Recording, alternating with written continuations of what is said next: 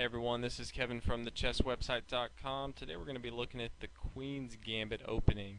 And the Queen's Gambit's probably the most popular gambit out there that most people play. It's played at the top level quite a bit. And one of the reasons for that is it's not really a true gambit. On the second move, white gives up a piece but can easily get that back.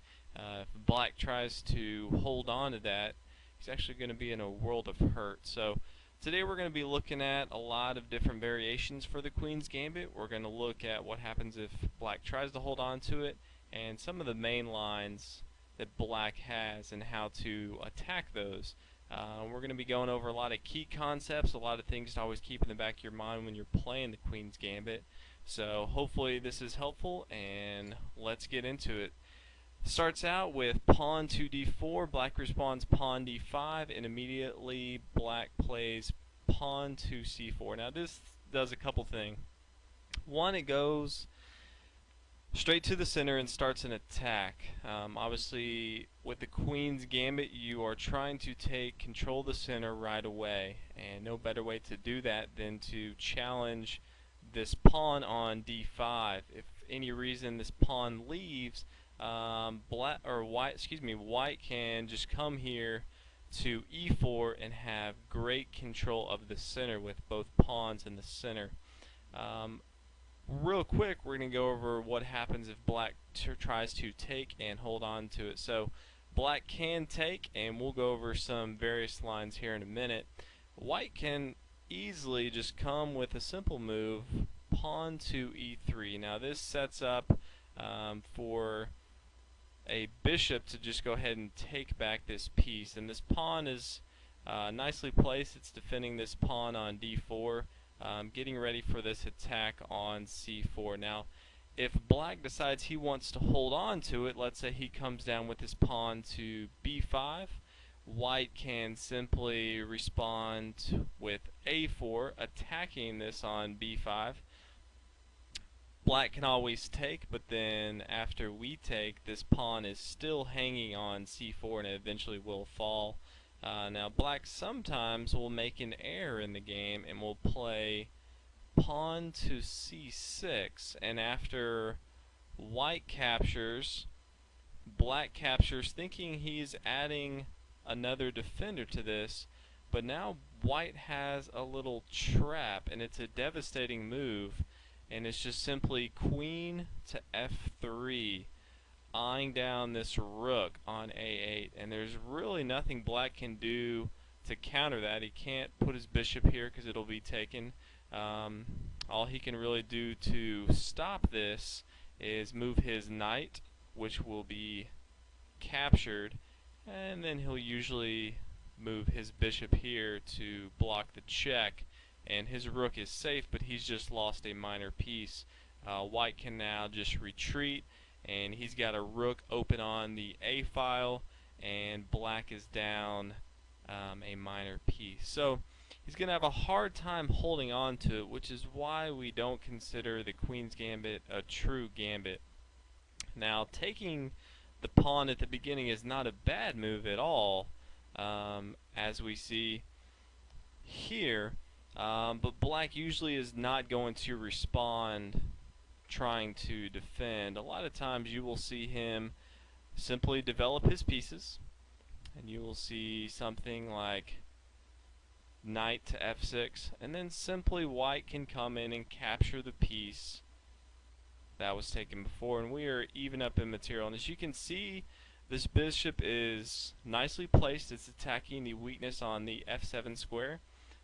We have two pawns out controlling the center. This pawn is attacking the c5 and the e5 square, while this bishop is holding down the d5 square. So we have great center control.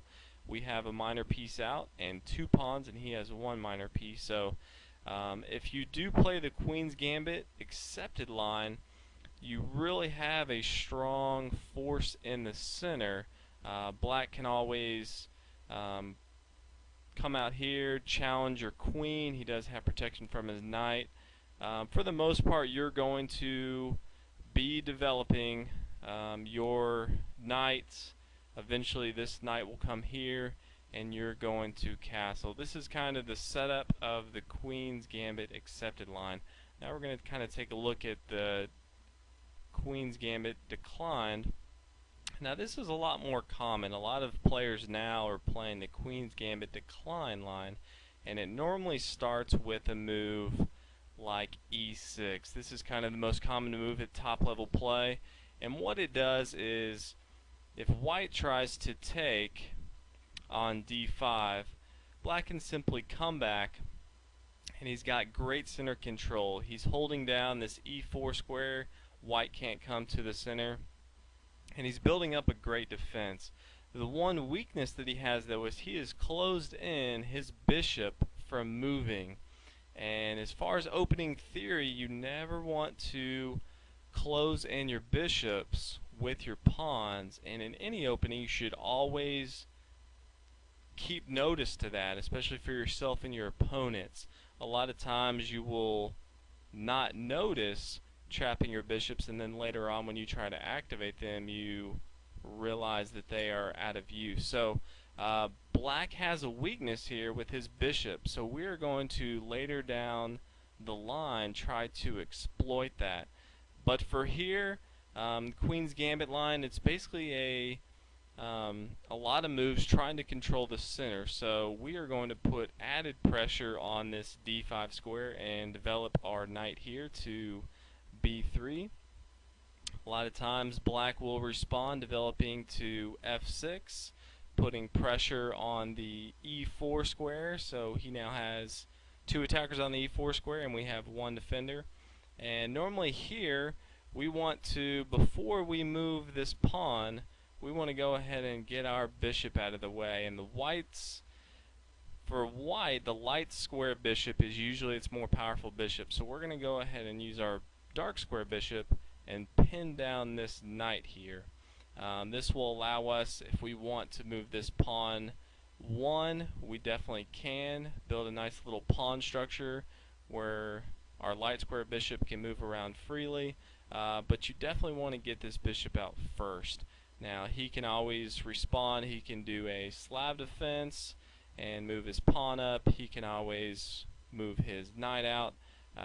Simply, if he does this, attacking, we're simply going to add another defender and develop to f3. It basically becomes a build up your pieces, and then the fireworks really start going off in the center. White should have the advantage, and black on the Queen's Gambit really just tries to build up a solid defense and not let white get too much momentum. So these are some of the key concepts to keep a look at. Later on down the road I'll analyze some GM games that have played some of the matches in the Queen's Gambit line. But hope y'all have enjoyed this, hope y'all have learned a lot, and be sure to watch the other videos, subscribe, and check out the website www.thechesswebsite.com.